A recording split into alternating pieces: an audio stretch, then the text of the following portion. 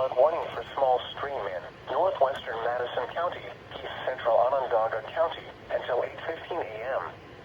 At 5:22 a.m., Doppler radar and automated rain gauges indicated heavy rain due to thunderstorms. Flooding is ongoing or expected to begin shortly in the Warren area.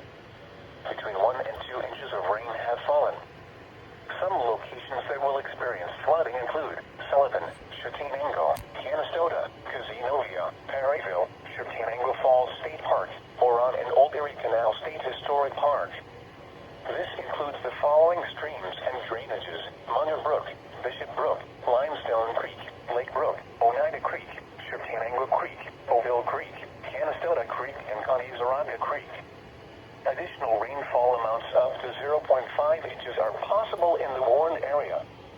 Turn around. Don't drown when encountering flooded roads.